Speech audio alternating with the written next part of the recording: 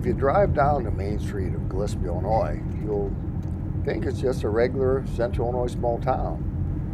And you'd be right. It is.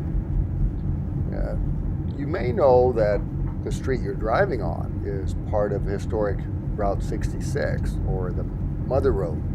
You may not know some of the other important parts of the history of the community. You may not see it if you're just driving by at 35 or 40 miles per hour. If you take a closer look and you see some of the details of the community, you may just realize something.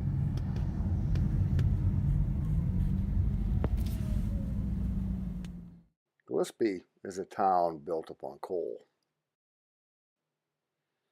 The signs are pretty much everywhere. They're on the water tower, the welcome signs of the community, the planters in the downtown district. They're the name of the restaurants and the sports teams, even the local newspaper. Coal.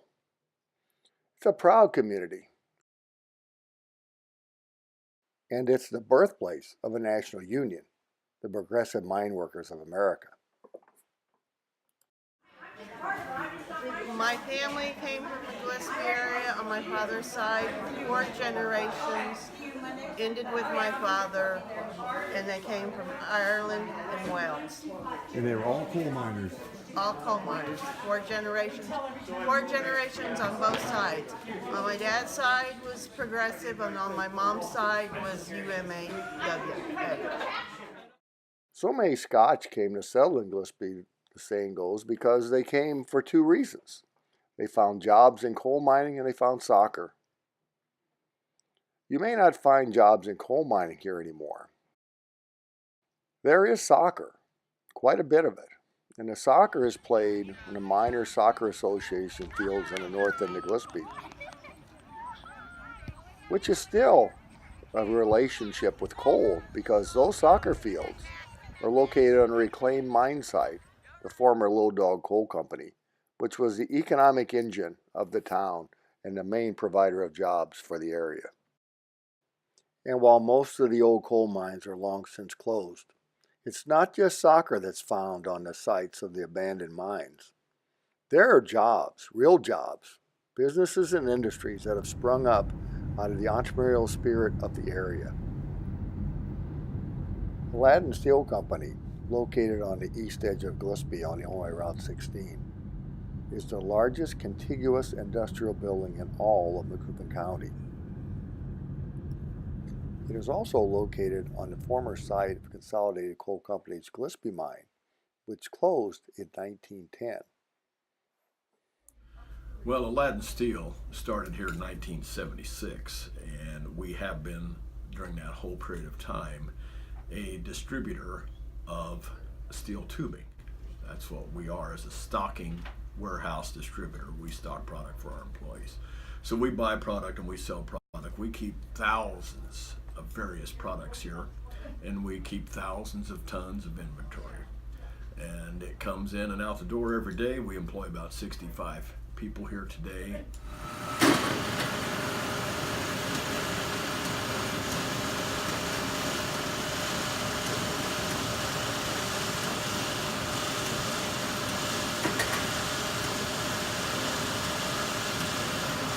We have 200,000 square feet in this building and that much more in Carlinville. Just down the road from Gillespie is the village of White City, which has about 300 people in it. White City is the home of Ideal Fabricating, an industrial facility that is also located on the former number 15 mine site. The number 15 mine closed around 1950, and Ideal Fabricating opened in the mid-60s. It still uses one of the old mine buildings as one of its fabricating structures. So it would probably be fair to say that those heavy-duty dumpsters are actually still made in the old mine. About 15 people work at Ideal Fabricating. In a town the size of White City, 15 workers are quite a few jobs. Quality Flooring is a retail flooring center just east of Gillespie. It's like farmland from here to Litchfield. I mean, from Gillespie to Litchfield, you're not going to get it. There's not one farmer to sell an inch of land out here. So.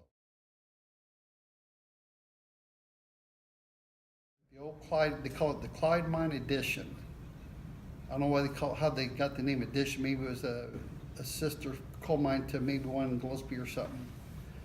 But the way I understood it is late 1800s when this mine was up and going. You know. But also remember there used to be a big old slag pile here. Remember that? They took it down about 1978, I believe it was. Caught on fire once. So I met the people that owned it out here. We got a really good price on this land, but 2006 is when we opened up out here, but Yeah, we broke ground in August of 2005. right. Yeah. I know we more than tripled our revenue moving out here versus, I mean, we do business as far as St. Louis and Springfield. Sometimes we're so busy we can't even eat lunch. But business is good. The village of Eagerville lies just outside Gillespie.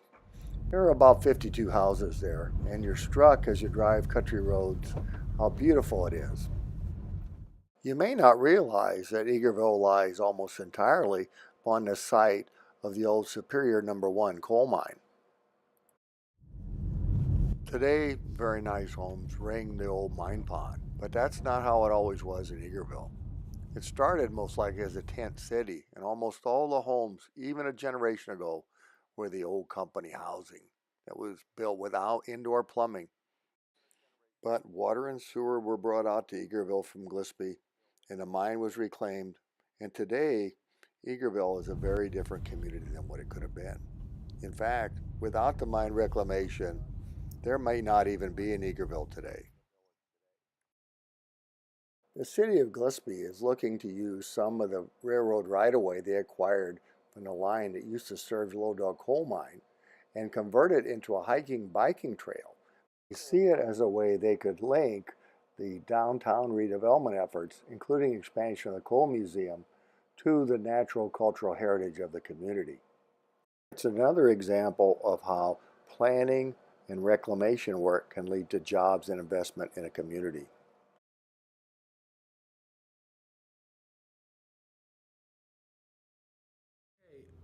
Here in Illinois, we know that we have had this great mine industry that was at times the lifeblood of Illinois, and we still have mining taking place today in Illinois.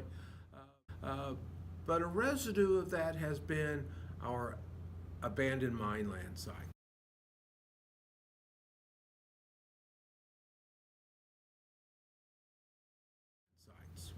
And historically, the process has been that we plant grass on them, we grow some grass, and then we walk away, and nothing else is expected of that property.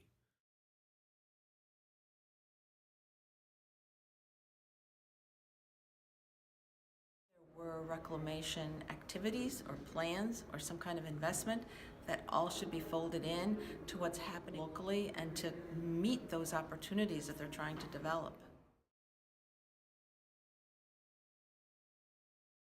But what has actually happened over time, organically, businesses have cropped up on these properties. Businesses that have employed numerous employees that have become an asset to communities. So organically, we have seen this process across the state, especially here in the Gillespie area.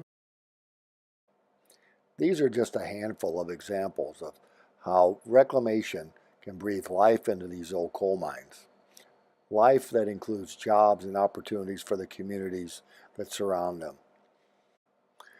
We have seen here in Macoupin County that jobs can be created and that families can earn a decent living once the reclamation work is completed and investment takes place.